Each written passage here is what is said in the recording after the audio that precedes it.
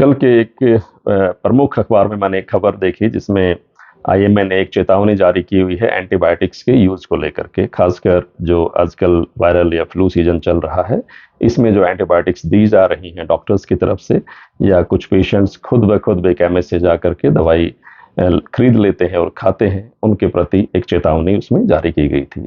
मुझे इस खबर की टाइमिंग्स को लेकर के थोड़ा सा मैं हैरान हुआ, थोड़ा सा अचरज हुआ मुझे, क्योंकि 90% जो है वो सीजन अब बीत चुका है। जिन लोगों ने एंटीबायोटिक्स खानी थी वो खा चुके हैं, जिन डॉक्टर्स ने एंटीबायोटिक खिलानी थी वो खिला चुके हैं। अब हार्डली 10% केसेस ही बचे हुए हैं, बिकॉज अब ऑलरेडी हम समर्स में एंटर कर चुके हैं।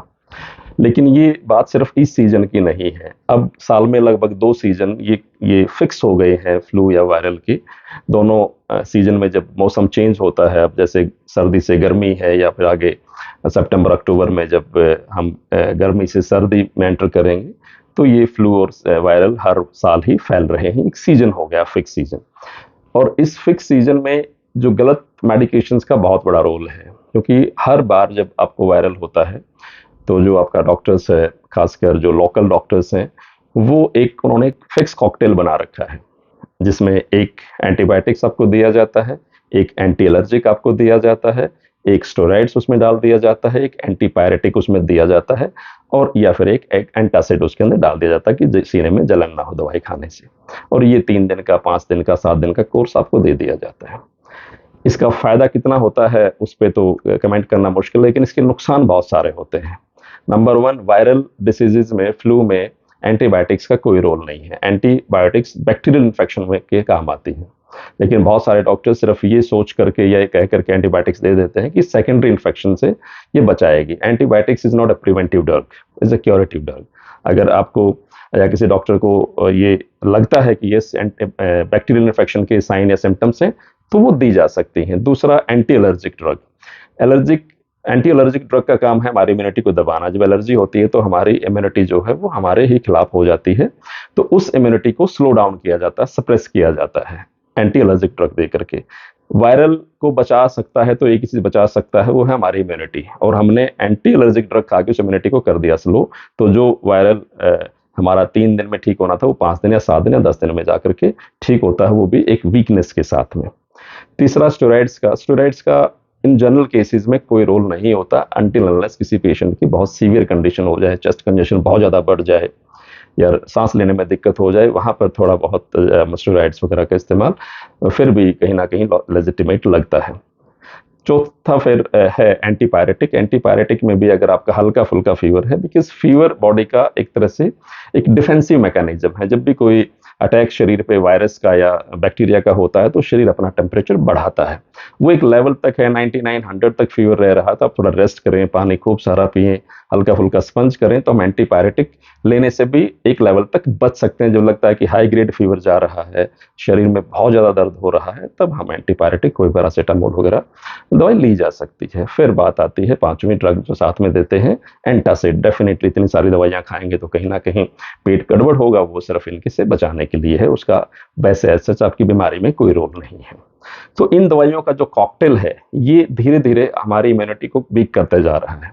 और सिर्फ वीक ही नहीं करते जा रहा, बहुत सारी दवाइयों के प्रति, स्पेशली एंटीबायोटिक्स के प्रति रेसिस्टेंस पैदा हो रही है। जब बैक्टीरियल इन्फेक्शन होते हैं तो उस वक्त हमारे पास कोई दवाई नहीं होती देने के लिए या खाने के लिए। और कई बार अब बहुत सारे रिसर्च में यह आ रहा है, जो सुपर बग, अगर आपने सुना होगा कि न्यूज़ में या अखबारों में, कि सुपर बग क्या है कि जिसके ऊपर कोई एंटीबायोटिक काम नहीं करती। ऐसे ऐसे स्ट्रेन, ऐसे ऐसे जो है बैक्टीरिया अब सामने आ रहे हैं, जिन पे बिकॉज वैसे ही एंटीबायोटिक्स बहुत कम अभी तक डेवलप हो पाई हैं, बहुत कम क्लासेस हैं, लेकिन ऑलरेडी हम 3rd 4th generation, 5th generation तक की एंटीबायोटिक्स ऑलरेडी हम यूज कर रहे हैं छोटी छोटी बीमारियों में। तो एंटीबायोटिक्स जो है वो खत्म होती जा रही है, खत्म इन द सेंस कि जो सुपर बग्स उनके पे उनका कोई असर नहीं है। उसका एक लॉन्ग टर्म नुकसान है। बार बार एंटी एलर्जिक लेने से हमारी इम्यूनिटी कॉम्प्रोमाइज होती है, इम्यूनिटी वीक होती है। बार बार अगर हम छोटा मोटा, अगर थोड़ा सा भी टेम्परेचर हुआ, थोड़ा सा सर दर्द हुआ, बॉडी पेन हुआ, फट से पैरासीटामोल खा लेते हैं। वो ज्यादा पैरासीटामोल लेने से, बार बार इस तरह की दवाई एंटीबायोटिक लेने से हम लीवर की हेल्थ के साथ खेलते हैं।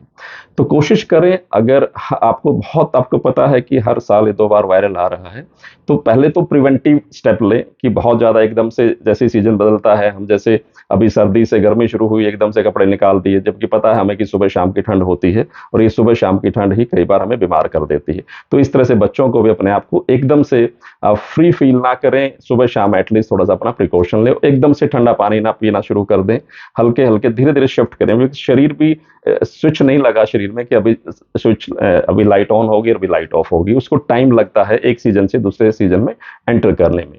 आयुर्वेदिक बहुत सारी हर्ब्स हैं जो हेल्प करती हैं इसमें। आप गिलोय का यूज कर सकते हैं जब सीजन चेंज होता है। आप टर्मरिक खाना थोड़ा सा ज्यादा शुरू कर सकते हैं। आप थोड़ा सा सिट्रस चीजें ज्यादा, गाजर का जूस है, आंवले का जूस है, चटनी है, इस तरह की चीजों पे थोड़ा सा आप ज्यादा आ सकते हैं। तो आप थोड़ा सा अपनी इम्यूनिटी को बढ़ाएं, बढ़ाने पे ध्यान दें, सो दैट आप प्रिवेंट कर सके, बीमार आप हो ही ना। पहली कोशिश तो ये होनी चाहिए, बीमार ना पड़े। फिर हल्का फुल्का अगर हो भी जाता है, थोड़ा सा अपने शरीर को भी समय दें उससे रिकवर करने का। एकदम से जंप इन ना करें, एकदम से बहुत सारी दवाइयां खाना शुरू ना करें। मेरे भी जो छोटे छोटे बच्चे हैं, और मेरे घर में भी बहुत से लोग जो मेडिकल लाइन से जुड़े हुए हैं, मेरी वाइफ भी, तो हमारे बीच में बड़ा कई बार वो होता है, टसल या बहस होती है। मैं hardly I give any medicine to my even kids. मैं बच्चों का एग्जाम्पल इसलिए दे रहा हूँ कि बच्चे ज्यादा सेंसिटिव होते हैं, everybody do care for them, हम ज्यादा केयर करते हैं। बट अगर हम थोड़ा सा टाइम दें तो ये बीमारियां डेफिनेटली, आप ध्यान जरूर रखें उसके ऊपर, उसको ऑब्जर्व जरूर करें। ऐसा भी ना छोड़ दें कि ठीक है मैंने वीडियो देखा था 3 दिन तक कुछ नहीं होता, ऐसा नहीं। रेस्ट करवाएं, पानी पिलाएं, हल्का खाना हल्का खिलाएं, बहुत ज्यादा हैवी खाना ना खिलाएं, बिकॉज किसी भी तरह की इन्फेक्शन में, इन्फ्लामेशन में डाइजेस्टिव सिस्टम भी स्लो हो जाता है। तो डेफिनेटली 3 से 5 दिन में काफी हद तक फिर भी अगर कोई चीज लगता है, कोई बच्चा कई बार वीक होता है, इम्यूनिटी वीक होती है और बीमारी उसके ऊपर टेक ओवर कर लेती है, तो वहां पर डेफिनेटली हमें दवाइयों की जरूरत पड़ सकती है और दवाई लेनी भी चाहिए। तो डेफिनेटली आप जो सीजनल फ्लू है, वायरल है, जो साल में 2 बार आ रहा है, उसके प्रति अपनी अवेयरनेस थोड़ी सी बढ़ाएं। केमिस्ट पे जाके सेल्फ मेडिकेशन ना करवाएं। कई बार केमिस्ट पे जाते हैं और केमिस्ट हमें 2-4 गोलियां दे देता है, पता नहीं चलता गोलियां। बहुत से केमिस्ट एंटीबायोटिक्स दे दी, एक बुखार उतारने के दे दी, पैरासीटामोल दे दिया, और हम उसको 2 दिन खा लेते हैं फिर छोड़ देते हैं। तो ये इन चीजों के बहुत ज्यादा नुकसान हो रहे हैं, और इसी वजह से बहुत सी बीमारियां जो है वो हर साल लगभग सभी को हो रही हैं। बचने का एक ही साधन है, अपनी अवेयरनेस बढ़ाएं, जानकारी बढ़ाएं और सही दवाई का इस्तेमाल करें। Thank you.